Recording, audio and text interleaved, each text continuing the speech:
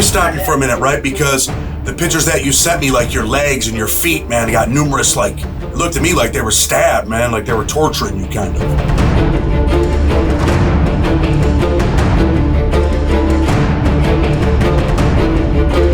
I think either it could have been they were torturing me, but it could have been for me kicking. I definitely fought back. My right hand was busted up. My right knee and my elbow on my right was all sore. So I definitely fought back. But this drug, it's not like any drug that, like pharmaceutical, it's some kind of herbal medicine called scopolamine.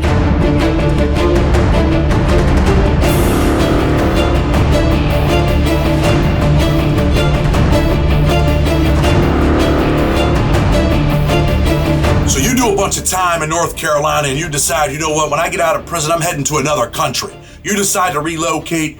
You end up in Colombia. What's life like in Colombia? I know some people end up doing some vicious shit to you, and we'll get into that in a minute. But what was life like in Colombia for you after getting out of prison? Well, it was a while after I got out of prison before I went to Colombia. Probably about 10 years. But I mean, I just was down there partying, having fun. At the time, I think now it's a lot worse. This was about 4 years ago. You heard like that it used to be real violent and everything, and I think it's starting to get that way again. But at the time, it didn't seem violent to me. I went all over the city, like places where tourists didn't go, and I never felt in any danger, especially in Medellin, which is where I stayed at. The majority of the time I was there, I felt safe. I felt much less safe in the hood in Raleigh, where I'm from, than I did the hood in Medellin, Colombia. But where the stuff happened to me at was in Cartagena. And once you get out of the tourist area there, it's not safe at all. So you're over there pretty much, man. You said you're over there partying, you're getting high, doing what you want to do, probably hanging out with some chicks. A lot of dudes go there for chicks. A lot of beautiful women down there. Yeah, I hung out with a lot of women down there. So you're in Colombia, but you're getting high, right? When I started going down, my first trip I wasn't. The second trip I started getting high. I got some dental implants, a bone graft and dental implants, and I just couldn't deal with the pain. And I went straight back to what I had done when I was younger. But I had been clean for about 6 years at the time. So you're over there now, you're back getting high. Are you hustling over there? How you getting money? I mean, are you in the streets? What's life like? Spending a month in Colombia, then I come back to North Carolina for a month, and I really wasn't worried. I was just partying in Colombia. I wasn't doing any business down there. But I'd come back for a month in North Carolina, work, and I had my partner, like one of my customers, my best customer, like running stuff for me, my weed business, was just a little real small weed business, while I was in Colombia. So money was still coming in while I was gone, just not near as much. So you end up getting jammed up in Colombia. I mean, you sent me a video and it's a pretty vicious video, man. What happens to you in Colombia? How does that happen? Why does it happen? Are they just looking to rob you? Tell us what happens. So like, I meet these guys. They were staying in my building, and I wasn't staying. I was staying in the tourist area, but not where the foreign tourists stay. I was staying. There's like two parts of the beach, the tourist area. There's where the Colombians go, like the Colombians locals go to tour, the tourist spot side of the beach for them. That's where I was staying at, because this girl that was staying with me was working over there on that side. And it was a nice condo. And I met these guys. I had to fly back to Medellin to catch a flight back home at like 6 a.m. And I'm exhausted. My room's a wreck. It's like 1 o'clock in the morning, and I'm on the balcony smoking some weed, and I hear these guys above me partying. And I called up there and I talked to them like through the balcony, and I asked them if they have some powder because I'm exhausted and I need something to keep me awake until if I go to sleep at 1 o'clock in the morning, I'm not getting up at 3 or 4 to make it to the airport. And so I go up there and I asked him if he had some powder before I went up there. He's like, yeah, come on up here. I mean, there it's common like people smoke weed in the States. And I went up there and I got a couple grams from the guy, and I used to wear a decent amount of jewelry in the United States. When I would go to Colombia, I would take it all off, except I would have like a bracelet and a small chain on and keep it tucked in usually. But he could still like tell, you know, when you meet somebody who's hustled their whole life, you can tell. And this dude also did this, so he could tell. And he started talking to me. He was like, what kind of work do you do? And I told him, and he was like, oh, I can send it to you. And I was like, no, man. And that may have been the reason they were robbing me, because they were trying to like tell me they would send me work on the front. And I was like, no, I ain't trying to do nothing with like, you know, I ain't trying to end up in federal prison for the rest of my life. I'd already done enough prison at this point. And so I go back down to my room to pack all my stuff, and I lock my key in my room. So I go back up there, or first I go to the downstairs to the office, and they tell me they couldn't get the key to me until 6 in the morning. And I was like, what? That don't work. And so I go back up to their condo. I'm going to try to climb from their balcony down to my balcony, because it's from like the 4th to the 3rd floor. It's not that big of a, I was going to like tie my belt and do it safe to climb down. But they were like, no, you can't do that. You end up falling and getting killed. You can just chill in here with us. And I was like, no, I got to get back in. But they wouldn't let me. And so I ended up staying in there. And like while I was in there, this guy had money. I mean, he wasn't like big time, but he had a few keys of coke. He had half a key of heroin. He had like 9 ounces of this pink stuff. They real big in Colombia and like 5 times as expensive as coke. They call it Tusi or pink cocaine. He had a few hundred bottles of ketamine. Like, I don't think the guy whose condo it was robbed me. I think it was somebody else there, but I don't know. The beating I took, it was a lot of people that I fought. When I woke up, this was like at 5 o'clock in the morning. My last memory was the guy's condo we were at told me, and I was already like kind of feeling out of it at this point, but still there. So they must have already drugged me at this point. But my last memory is he tells me they've got my key downstairs. I'm like, how the fuck? You know what I mean? Does this dude know that? And we go down there. They give us the key. And I don't know why they went down there with me. I obviously so they could rob me, I guess. And we went up to my room and went in my room. And I walked in, and my last memory was thinking, hold on, did they just leave with my keys? Maybe they're going to take it back to the front desk. But I was like, no, I'm going to take it back. And that was my last memory. Next memory, I'm waking up in the hospital. My brain's like 10, maybe 15, 20%. Like, I can't think. Nothing's clear. I'm still fucked up from the stuff they drugged me with called scopolamine. It's real big in Colombia. And I asked somebody in the hospital if I could borrow their phone because I didn't have $1 in my pocket. I didn't have on any pants. I had on underwear. That's it. I had a pink button-up collared shirt that I guess they had given me because I didn't have any clothes with the sleeves cut off of it. I was like, who the group of gay guys robbed me? But so I called my sister, and when I call her on the video call, I see my face, and I'm like, what the fuck? I mean, my face I had probably 35 stitches in my face alone. Yeah. Let me Above the left eyebrow, below the left eyebrow, right here in the middle, above this eyebrow, below it. I mean, let me stop you for a minute, right? Because the pictures that you sent me, like your legs and your feet, man, got numerous, like, it looked to me like they were stabbed, man, like they were torturing you, kind of. I think either it could have been they were torturing me, but it could have been for me kicking. I definitely fought back. My right hand was busted up. My right knee and my elbow on my right was all sore. So I definitely fought back. But this drug, it's not like any drug that, like pharmaceutical, is some kind of herbal medicine called scopolamine, and it makes people like zombies. There's many cases where people will help the robbers, like take everything out of their condo. There was one instance where the guy helped the robbers load everything into a moving van.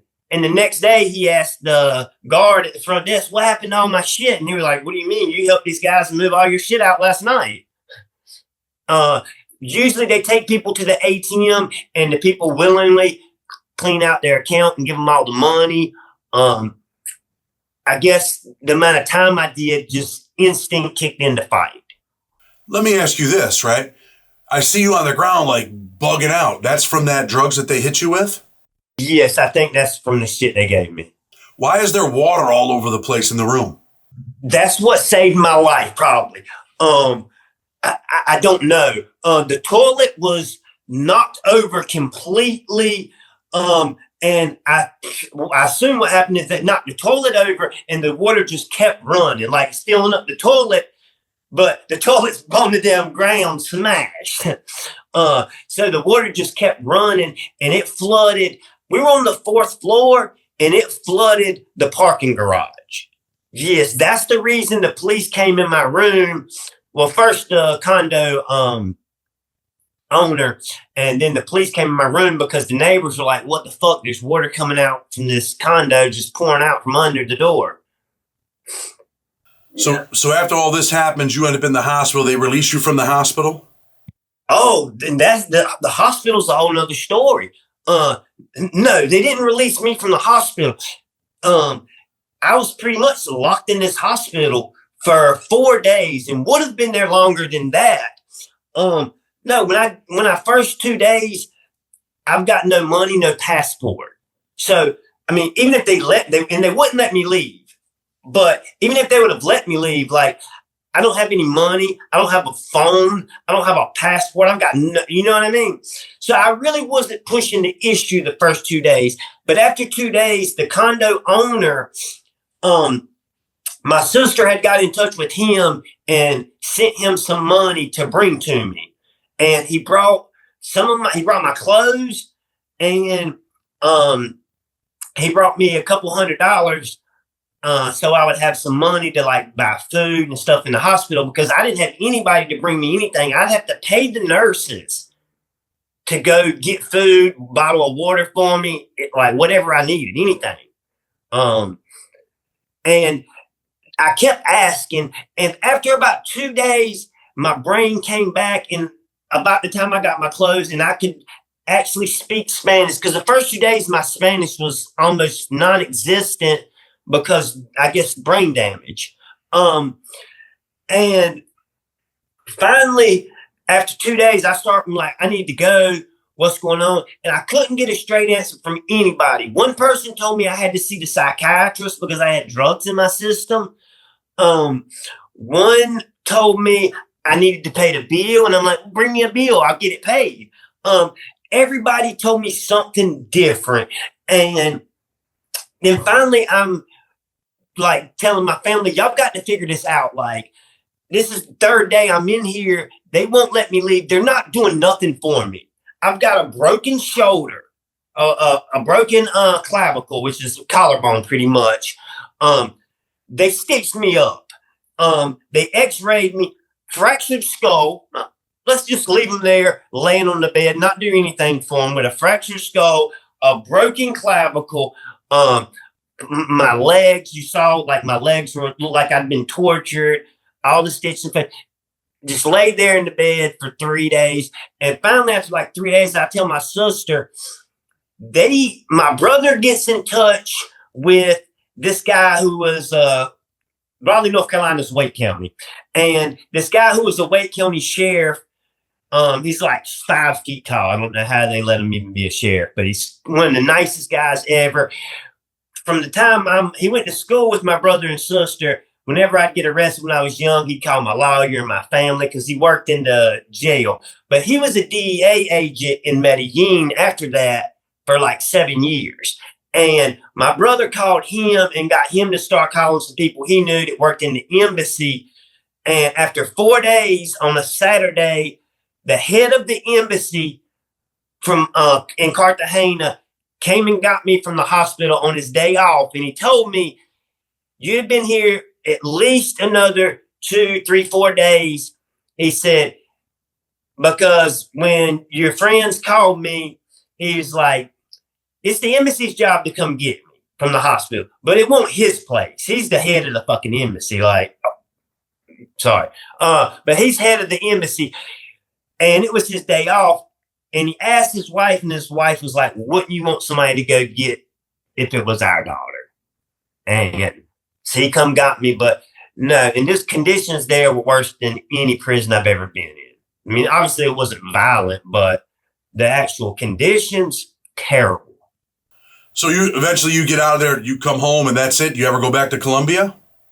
No. When the guy from the embassy put me on the plane, he told me, don't waste your time ever trying to come back here. And he was super nice, but he was like, I don't want you wasting time for people like me anymore. And I was like, well, you do realize I was drugged and robbed. He was like, people don't get drugged and robbed if they ain't down here doing drugs or messing with whores or doing stuff like that in the first place. And I was like, well, I can't much argue with that. And so I don't think I'm allowed back, but I mean, I don't know. I've never tried to go back. 3 weeks later, I was on a plane with 3 suitcases to move to the Philippines for the good. Well, let's talk about this you're in the Philippines now. We'll get to that in a minute, right? Yeah. But let's talk about what it's like for a white dude to be in Colombia. I mean, are they on you right away? As soon as they see you, they think you got money? Are they letting you just live your life? I mean, what's it like? So in Medellin, just lets you live your life. It's laid back and cool. In Cartagena, like you can't walk down the sidewalk. You got 100 people trying to sell you everything. Drugs, but like souvenirs, just all types of shit. Every guy who's got a souvenir stand, they'll try to sell you their souvenirs when you're like, no, I'm good. What do you want? You want some weed, some coke, this, that. We got everything you want. But Medellin's more laid back. Just lets you live your life. They don't mess with you. Now, some of the women will drug and rob guys in the clubs, and it's gangs, not just women alone. But for the most part, like they leave you alone unless you live your life down there. And speaking Spanish helps. If you don't really speak Spanish, you can't get by. Nobody speaks English down there. Even in Cartagena, which is a huge tourist area. Let's talk a little bit about your prison experience, right? We'll get into the Philippines in a minute, but you end up in prison. What was your life like? What led you to prison?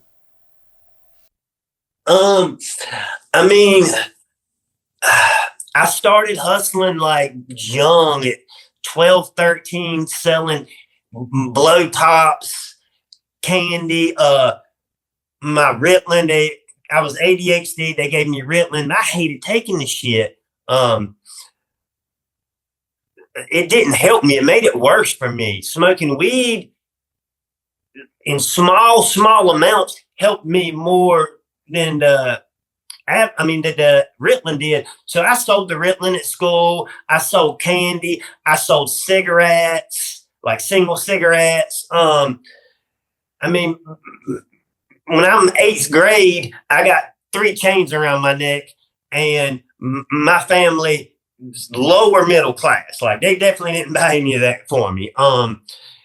When I'm 15, me and all my buddies smoked weed every day. Probably way more than we should have. And my brother sold weed. I knew he did, but he wouldn't sell me and my friends any. every once in a while he would give me a joint to smoke, and that's it. And I'm in his room one night looking for some weed to smoke. I dig a little out of his bag, and I open a big Tupperware container. He's got 20 pounds in there. And I'm like, what the fuck? I was like, I knew he sold weed, but I figured like he might re-up for half pound or a pound, not 20. And I was like, damn. And so when he come home, I was like, damn, I didn't know you were big time like that. And he cussed me out and was like, I told you to stay out of my room, blah, blah, blah. But like 15 minutes later, he called me back in there and he was like, who do you buy your weed from to smoke? And I told him the 3 guys. He was like, here's 3 pounds. He was like, take each one of them a pound, tell them $900. I'll give it to you for 8. Within 2 hours, I'd sold all 3 of them. I went to each one of the guys and they're paying 1,000 for them or 1,100. So they're happy to get them for 9. I sold all 3 of them that night. And I was like, I made my parents making half a week in an hour or 2. After that, I dropped out of school the next year and sold weed till I was about 18, and I started selling coke. And 20 years old, I sold 2 ounces to a confidential informant. They, soon as I handed it to the confidential informant, they came from everywhere. Like 10, you know how they come, SWAT team. Took me to jail, gave me a $200,000 bond. Couple weeks later, I finally got it reduced a little bit and got out. And got 35 to 42 months trafficking cocaine. Went to prison a month after my 22nd birthday. 22 years old, you're on your way to prison in North Carolina. What's the prison system like over there? I mean, I had some friends that were over there, and I've heard it's been rough for some white dudes over there. If you're black, you're probably one of the more laid back, relaxed, softer states to do time in. If you're white, not so much. In the mediums and lows, though, are soft. Even for a white guy, you'll be fine. If you'll stand up and fight, you're not going to have problems. And they processed me, sent me straight to minimum security. And I was on route to doing an easy 35-month sentence. That's not what happened, though. Unfortunately, that's not what happened. I lasted about 3 weeks in minimum security. And I got caught with like less than a half a gram of weed on the yard. And they sent me back. They sent me to medium custody. The medium custody prison they sent me to was in the process. It was closed custody before it was in the process, which is maximum security in North Carolina. The highest security level where you're actually in population. And it was in the process of switching to medium. And medium is open dorm and minimum's open dorm, closed custody, single cell. So I was like, this is the best place they could have sent me to. It's medium, it's laid back. It wasn't no violence there. And it's single cell. So I was happy there. Didn't really much go on at all there. Nobody really carried a knife. Really wasn't any drugs. Really wasn't even any weed there. A little bit though. Enough where I got a dirty urine 6 months after I was there. That was all they needed. Send me closed custody. With 22 years old. 3 years before I max out the 42-month sentence, if that much even. And they're sending me to the roughest prison in North Carolina. At the time, they just opened up 2 brand new closed custody prisons. And they were transitioning a bunch of the older ones to medium camps. The medium prisons. And so every closed custody prison in the state, they sent everybody they didn't want on their yard to Scotland or Lanesborough. So you're getting the worst of the worst out of the whole North Carolina prison system going to Scotland.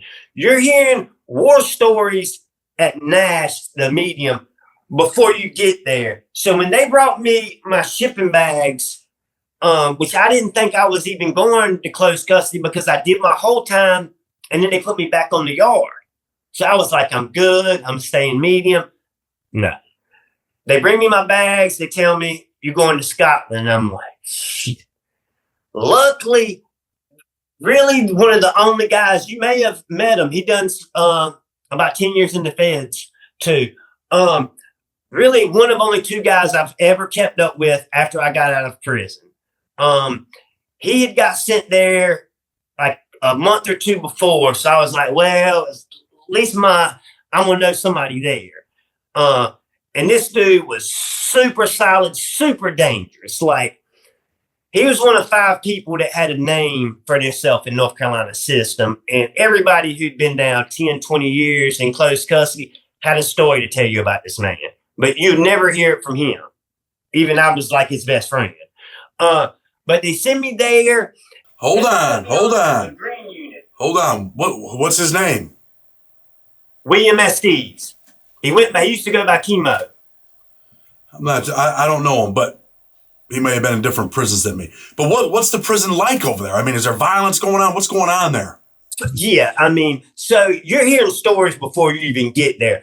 So, I'm scared on the way to on the bus on the way there. And I saw a video about the black box the other day.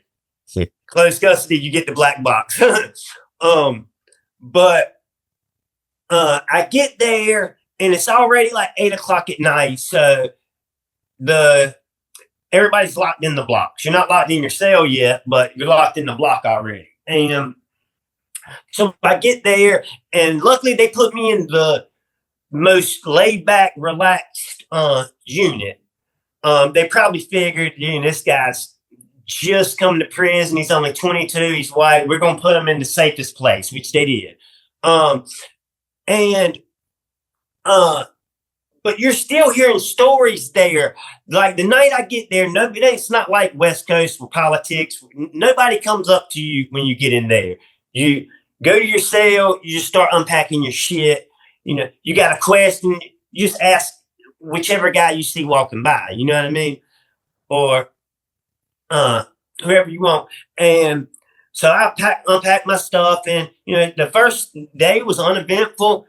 Second day, same. I didn't have any money because I was on $10 spending limit for write-ups.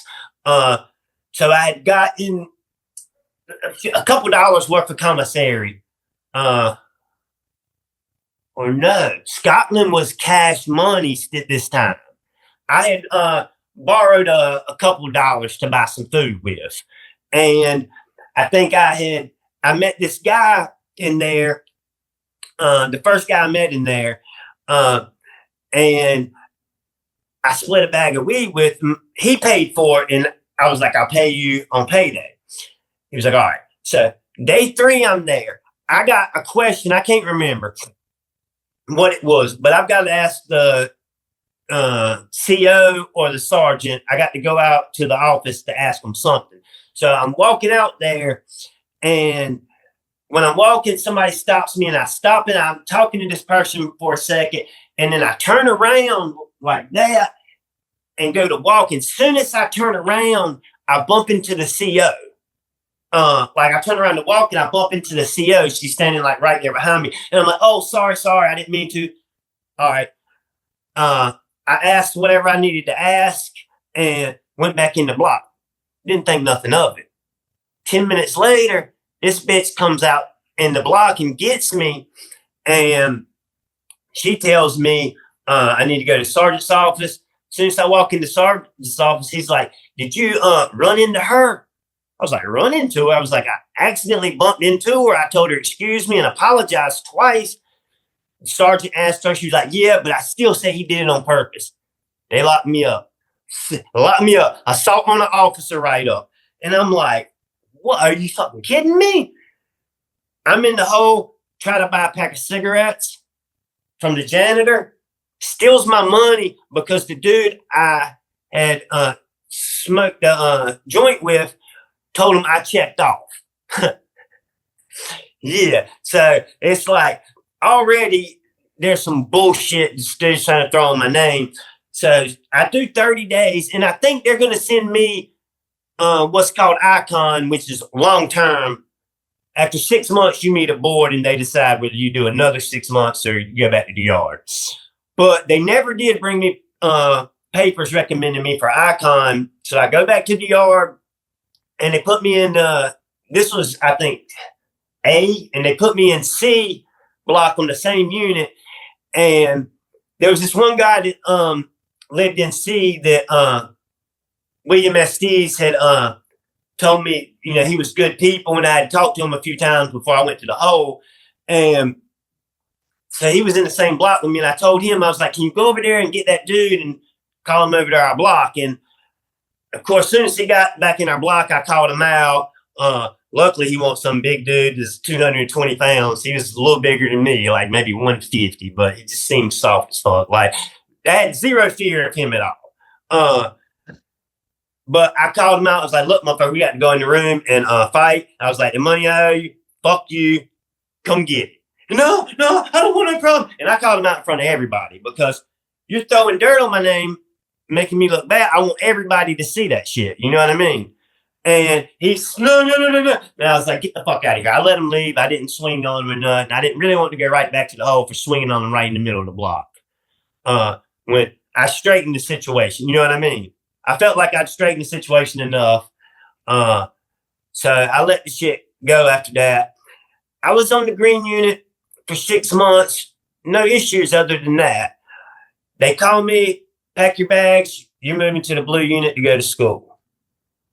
Blue unit's where my friend was at, but that was the roughest unit on the compound. That's where it was going now. That's where all the stories we were hearing about on green unit were coming from, most of them. I mean, people were getting stabbed, at least one stab in a week, and people were getting stabbed in all the units, but the blue unit is where it really went down. And a week before this, I had hid my shank in my trash can in my room because they were just taking the trash cans when they would come to search. They would just take your trash can and throw it in the big trash can. They didn't look through it. So I would just put my shank in there, like under a bunch of trash, when I was sleeping. And I threw it away by accident. So, but I had been there, and I kept two shanks the whole time I was there. The other one, this guy on the yard had got jumped and told me he needed a shank, and told me, he was like, man, I'll send you the money from the hole. I was like, you go straight in that situation. You don't owe me nothing. And I really wasn't worried about it because I had another one and I'd been there for a while. I felt safe. But they moved me to the blue unit, and I'm like, no, I need to get me a damn shank. And second day I was there, the green unit was flooded with weed, and there wasn't any on the blue at the time. So the guys who ran the poker table and ran the block, these bloods, they were like, hey, you from green unit? And I was like, yeah. They were like, you know, people up there got some bud? And I was like, yeah. I was like, but I ain't got no money. You got to give me money to cover it, and I'll go get it for you. And because I knew like what they would try to do. I had the money, but I wasn't going to let them know that. I wasn't going to put the money up and go buy it, and then come back down there and get robbed. And so the dude gives me $100 to go get him a quarter bag and 100 cash. And I went up there, and I had a $20 bill, and which were illegal on the yard. Only $1 bills and $5 bills were allowed. But there was more money in big bills than in like the ones that the prison would give out. I go up there, I buy him a quarter, and I get me $20. And I go back down there, and in North Carolina, they measure it in chapstick caps. Like 14 is a quarter. But they're not supposed to like pack it in there. They're just supposed to feel it. And when he starts, and when I get there, I give it to him. I was like, come to the room and cap it up, make sure it's all there. You're like, no, I trust you. I was like, well, don't come back later talking about it's not all there. Which, of course, that's what they did about an hour later. He come in the room, he's like, oh, we're going to cap that shit up now. And I'm like, I'm seeing you at the damn table, you know what I mean? And he's trying to stuff this shit down in the cap. And he caps it up, he says it's too short, which is bullshit. And I got, I got 4 caps in my pocket. In my sock. And he's like, you need to make that straight. I was like, what choice can I do? He's got 2 of his homeboys with him. This dude's fucking 6'4", 240 giant. I'm 135 pounds soaking wet with my state boots and my shank on. Like, I ain't about to fight him and 2 other dudes in my cell. I was like, all right, I'll get you the 2 caps tomorrow, and I just won't fuck with this. You know what I mean? It was profit anyway. I was like, whatever. I was trying to get out the cell, and I'll figure out what happens later. And they were like, nah, you give me that shit to us now. I was like, I ain't got it now. I ain't got none on me. And I didn't want to pull out what I had because I figured they would take it all, which eventually they ended up doing. And they picked up a boot off the floor, acting like they were going to hit me with it, like my own boot. I mean, so as soon as he came in, his 2 homeboys came in right behind him, and then one stood at the door. And in my mind, all I'm thinking is, I hope I make it out of here, but also, what fucking are you? You've got to come 3 deep when the first dude's 100 pounds bigger than me to rob me. I was like, but I wasn't going to try to fight my way at this point. I wasn't going to let him just take my shit either, which I didn't care about the weed. It was the principle. You know as well as I do. You can't walk the yard if I'd have just let them take my shit like that. And so I acted like I'm just a complete bitch after they finally were like, you ain't leaving the cell after like 30 minutes. I pull the weed out of my sock. They take it all. I'm like, whatever. And next morning at breakfast, my friend William, he's like, what the fuck happened last night? He was like, I know something happened, because he was calling over, like trying to send over somebody to get my attention so I could send him some bud over there. And I didn't respond. So he knew something was wrong. And I told him what happened. He was like, motherfucker. And so he gives me a shank. And so these dudes pretty much, they rob you for the 4 caps. You tell your boy, hey man, let me get a knife. He gives you a knife. What happens? And so I don't want to kill this dude. I'm supposed to go home in 3 years. But like, you know, I got to do something. I can't just let the shit ride. And if it wasn't for my friend, like, I don't know what I would have done. I mean, I might possibly would have checked off. In North Carolina, they call it checking off, not checking in, because there's no PC. You just go to the hole, and then usually they put you back on the same prison, like a different unit. Or if it's a big problem, they might transfer you. But there ain't no protective custody unless like you're former law enforcement. But I mean, I don't know. I don't know what I would do because I was scared. But I knew he had my back, and he let me know you don't got to worry about these dudes jumping you. But I couldn't hit them inside the block because there's 5, 6, 7 of them in the block. And so I get the knife from him. I get another knife from one of my friends on the green unit where I'm from. I want a knife in each hand when I hit this dude. He's 240, big, giant motherfucker. And they're deep, deep in North Carolina, but especially this year. I mean, it's only 48 people in the block, and it might have been 10 of them in that block. There's at least 5 I knew of. So I catch him coming out of the chow hall, and luckily he was by himself. Maybe one other dude was walking with him only. And he's coming out the chow hall. We made the plan and everything before, and we go to chow hall and we leave before him, so I can be sitting and waiting. Like when you come through, you know, like the fire doors, they have a little wall coming out between the fire door starts and the actual wall. Like I hid behind that, and as soon as he walked, and this is, this is how solid this dude, William Estes was. And he's got another 10, 12 years to do, and he's going to do it all in close custody because he's got multiple institutional violences. And when dude walks past the fire door, my friend walks up and starts talking to him because dude had found out I had got a shank from my friend, and he had told me to tell my friend, oh, come over to the block. I need to talk to him about something. And my friend's obviously smart enough not to. And my friend was like, nah, tell him I'm working on the radio. Come over here if he needs to talk to you. He wouldn't go in his block. But so as soon as he walks up and starts to talk to the dude, I come up from behind and bam, bam, bam. I didn't want to hit him in the body and hit a vital organ and he died and I'm got a life sentence. But I wanted him to feel some pain. I was trying to stick it through his shoulder right there because you got so many nerves in there. Like, you're going to feel it, but you're not going to die from stabbing somebody through their shoulder.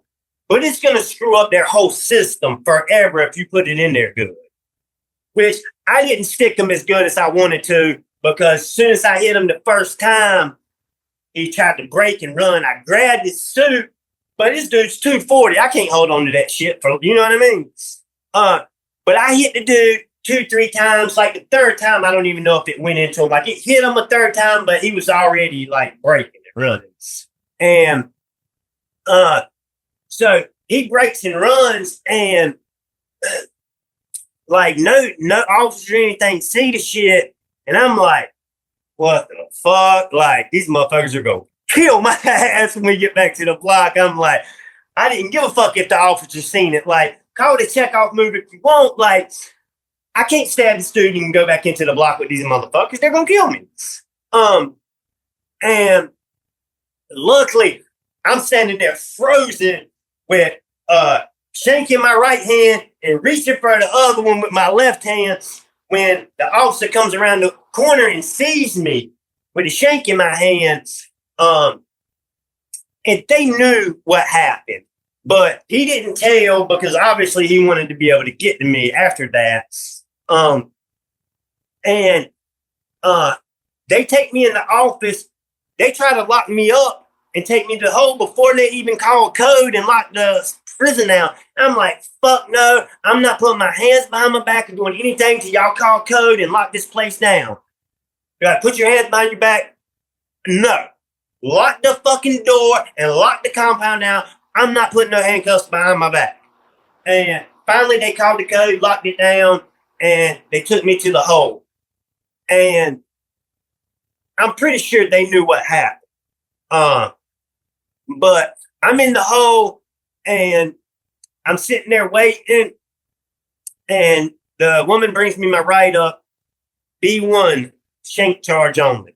I'm like, that's the only write-up you got for me? She's like, yeah. I'm like, fuck. She's like, you're expecting another write-up, won't you? I was like, kinda.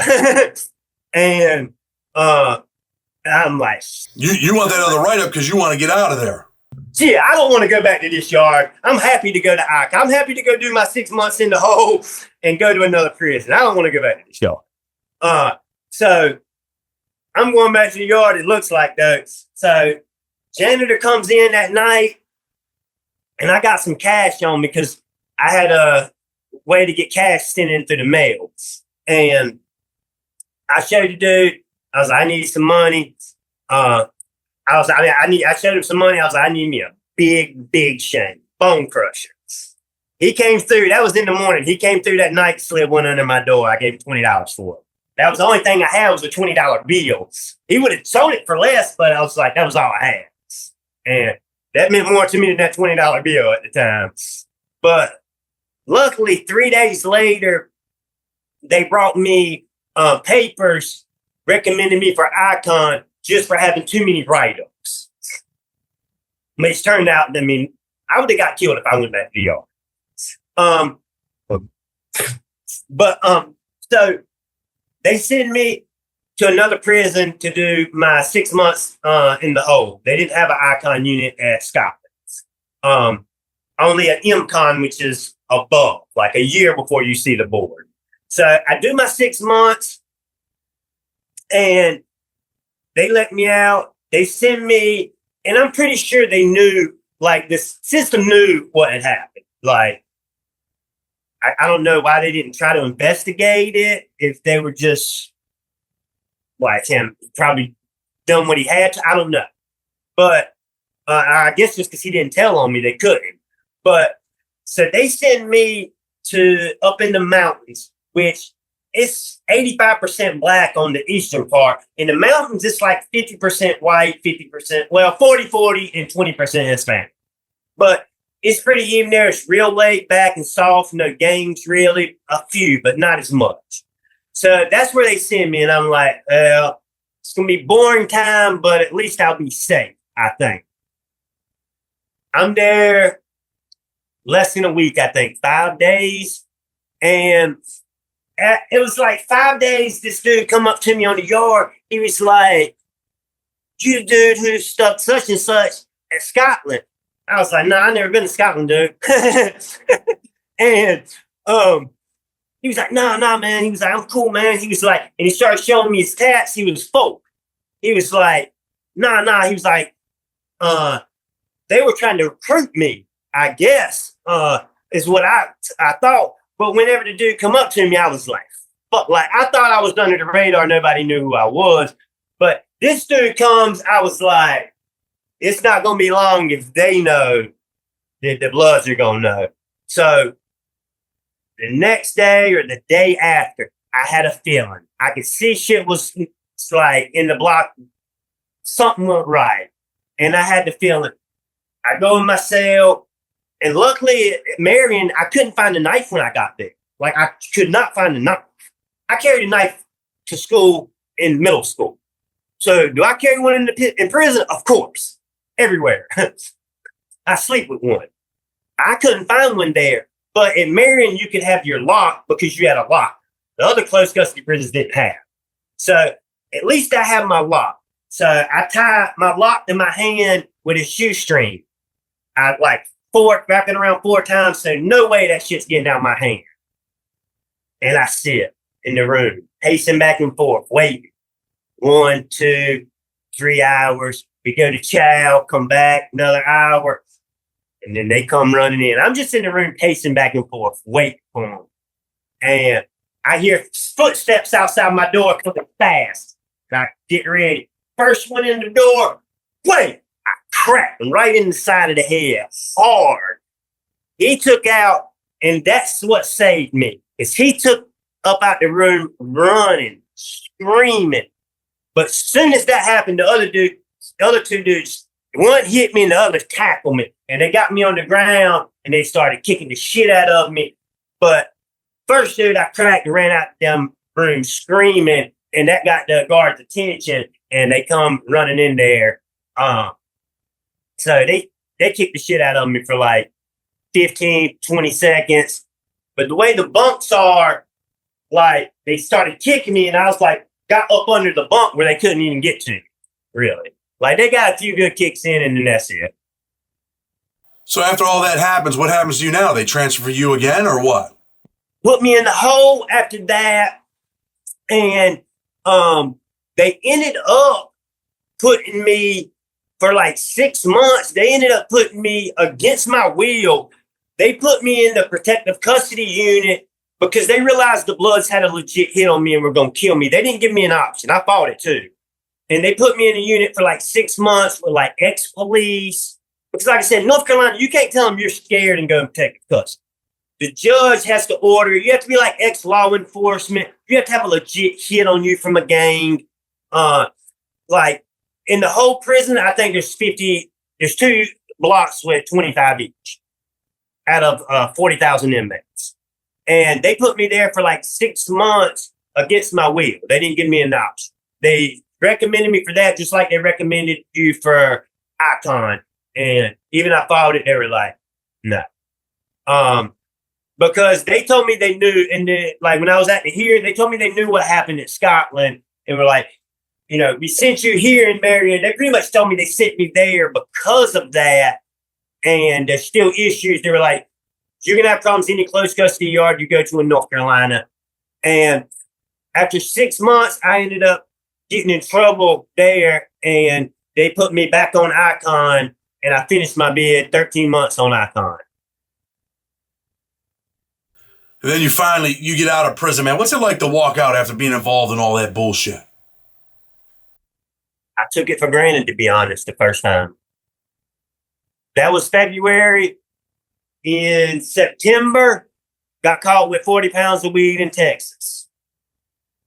Yeah. And what happens? What happens when they catch you with the 40 pounds in Texas? I bonded out. Bond was like $15,000 on it. I was shocked. I thought it was going to be $100. I bonded out, and first the lawyer was like, "Oh, you're not going to get any time. It's not a big deal down here." The charge was only possession of more than 5, but less than 50 pounds. Not trafficking, not possession intensive, just possession more than 5, less than 50 pounds. But after he saw my record, which was a lot of shit I got charged with, but a beat when I was younger, or I pled down from felony to misdemeanor. But the lawyer's like, the judge don't look at it like that. The judge looks at it like you got a good lawyer and got, because they could see on my rep sheet what I was charged with and everything. And he was like, you're going to end up doing a few years. Then after a few court dates, he pretty much told me, I was like, look, there's no way you can keep me out of prison, dude. He pretty much didn't come out and say it, but I forget exact the way he worded it. But what I thought he was saying was, I can pay off the district attorney and judge if you give me another $10,000. He said, if you give me another $10,000 that I'm not going to give you a receipt for. And I was like, you didn't give me a receipt for the first 5 I gave you. But he was like, I'm not going to give you a receipt for it. He was like, I can get this charge dismissed. You won't have to come back down here. And where this was at, this was in Brownsville, Texas. You can hit, not me, I don't play golf, but somebody plays golf can hit a golf ball into Mexico, like across the Rio Grande. The courthouse is 200 yards from the Rio Grande River from Mexico. So it's real corrupt down there. And I thought I was going to be able to pay my way out of it. But I was struggling financially. I just lost 40 pounds plus some money, plus had to bond out, hire a lawyer.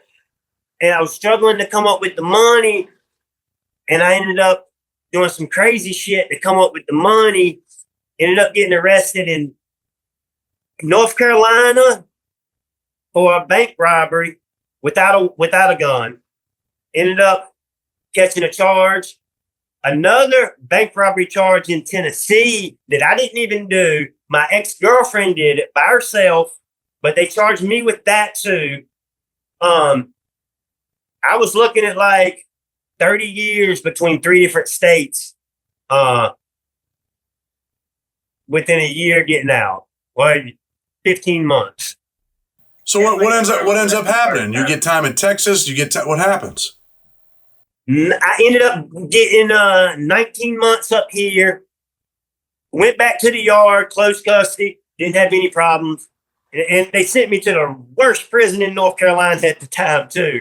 But I didn't have any problems there. Didn't even get in a fight I did my first 6 months on Icon because I maxed out on Icon. And then they sent me the last year, Bertie Correctional. But no, I got 19 months with North Carolina. In Tennessee, they were trying to fucking burn me. They were trying to give me 12 years in Tennessee for a bank robbery that they got a girl coming into the bank by herself, robbing it and leaving by herself in her own car. I was in the parking lot in my own separate car, though.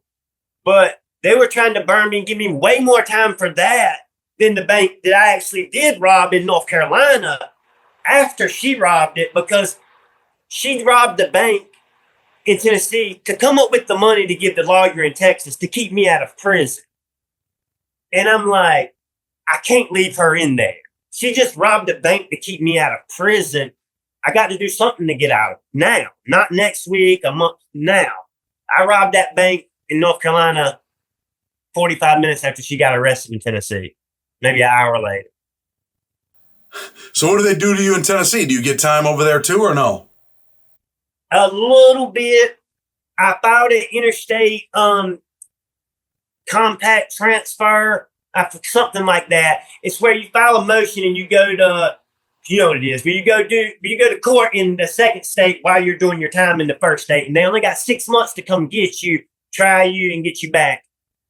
And they didn't come and get me till 90 days. So I thought they were gonna not come get me and just let the charges drop, but they come and got me. They were trying to give me 12 years.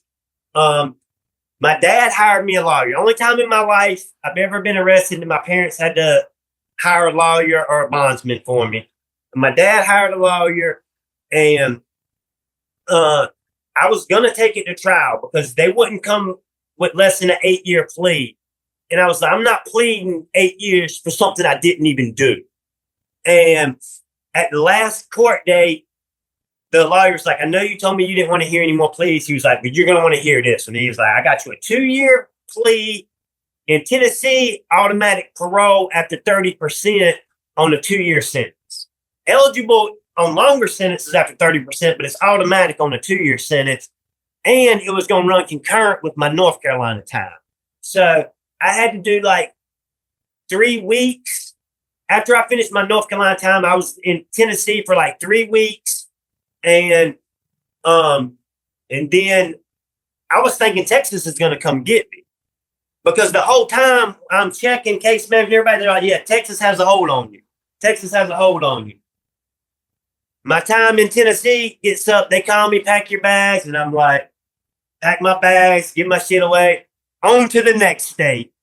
And like, I'm kind of scared to go to prison in Texas. Like, I know it's fucking rough as fuck down there. I don't want to go to prison in Texas. Not even, like, no bullshit. I did not want to go down there.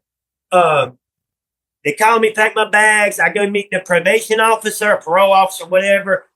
She tells me I'm getting out that day. And I was like, nah, I got a hold from Texas. She was like, no, you're getting out. I still didn't believe her.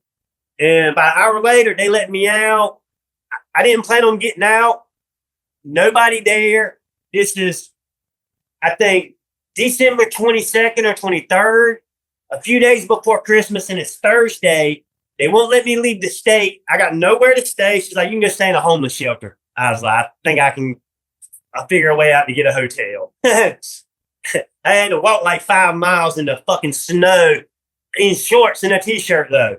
So listen, nothing happens in Texas. The Texas thing goes away?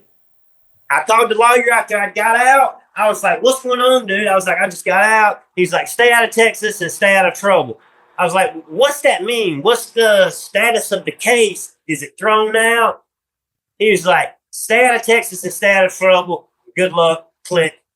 I'm like, what the? For a year or two after I got out, every time I had any interaction with the police, I was like, are they going to get me and lock me up and say I have a hold in Texas? I don't know. Never heard anything else from it. So listen, man, you're living in the Philippines now. How long you been in the Philippines? 3.5 years. What's life like there? I love it. Everything's dirt cheap. I'm engaged, beautiful 26-year-old wife. It would be way out of my league in the U.S. Well, I can get, not wife, fiance. My ex I have a son with is 23, and my son's 2. So yeah, she was 20. She was 20 when I got her pregnant. We were together for about a year and a half. But yeah, I love it here. Rent's $275 for a 3-bedroom, 2-bath house, gated community, guards and it, like whole nine. So you're living your best life. How do they treat Americans over there? Any danger for you? No, we get treated like A-list celebrities. Like A-list celebrities. Damn, bro. It's that good, huh? Like, when I try to tell guys this, they can't, nobody believes me. And I wouldn't believe it if I hadn't seen it myself. But anybody who doubts me, get on Tinder, pay for Tinder Passport, and switch your location to the Philippines and watch the attention you'll get. And you would think oh, they're all just poor Filipinos. They just want a green card, or they're just gold diggers. They just want a rich foreigner. No, no. Would they prefer a foreigner over a local? Yes, because the foreigner has his finances in order. He can pay the bills, and they don't have to worry they're going to starve to death. Are they going to have a roof over their head? They're going to get kicked out.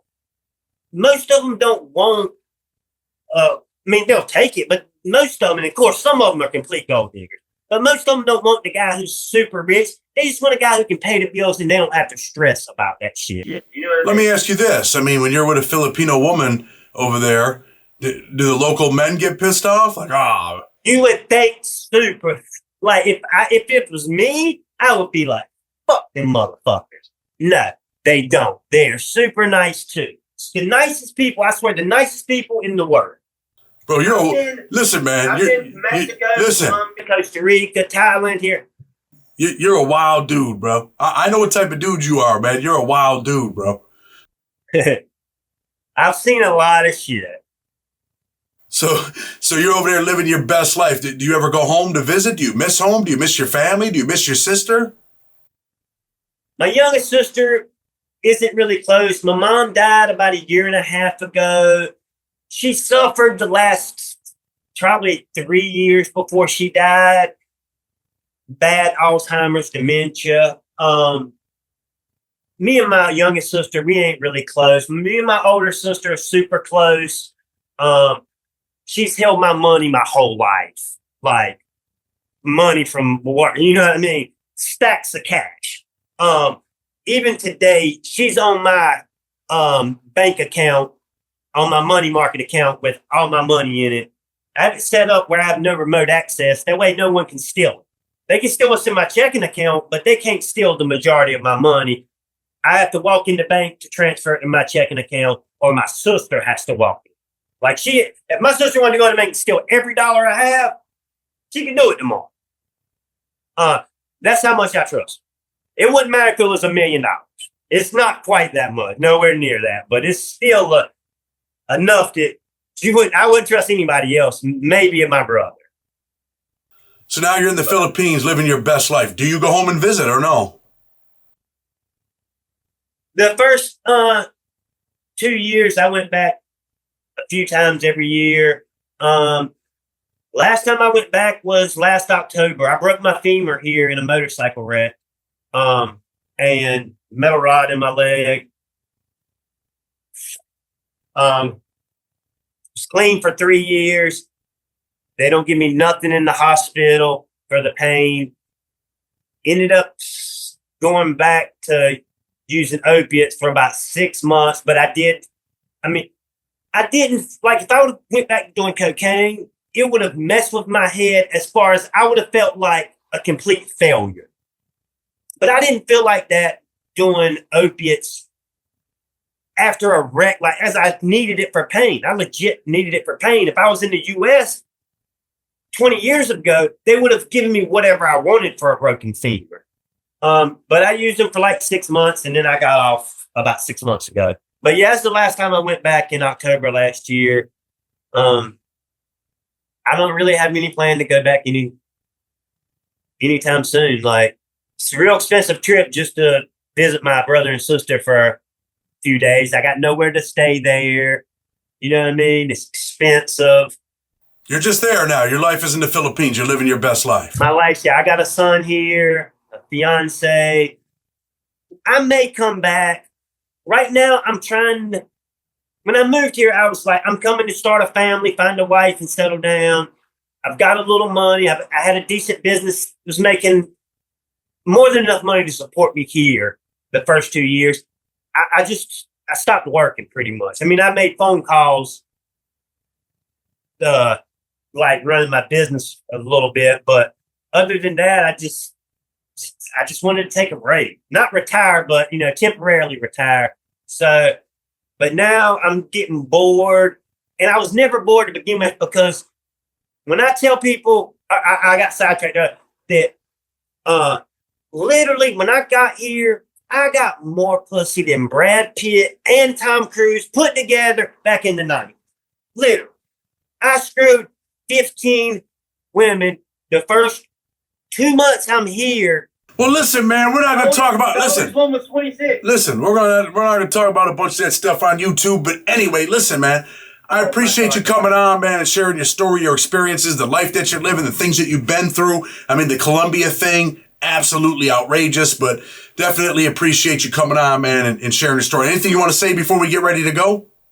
No, but just the quality of life and the way the women treat you here also is just, they treat men like they were treated in the U.S. back in the 50s. Real conservative, traditional lifestyle here. Like, my wife has me coffee made within 5 minutes of getting out of bed, breakfast within 15 minutes of getting up every morning without me at. Cooks 3 meals a day. Well, once again, man, I'm going to tell people, if you like what we're doing, hit that like button, hit that subscribe button, stay out of Colombia. One other thing I want to say, I want to tell all the people out there who might be out there going down the same path I was going down for many, many years. You might think you're tough. You might think, but when you get in there and it's 5-1, what are you going to do? I don't give a fuck how tough you are, how bad you are. Keep your ass at home, stay out of prison. You ain't that hard. You probably ain't built for that life. Most people ain't. Well, once again, man, thanks for coming on. Blood on the Razor Wire TV with respect. We're out.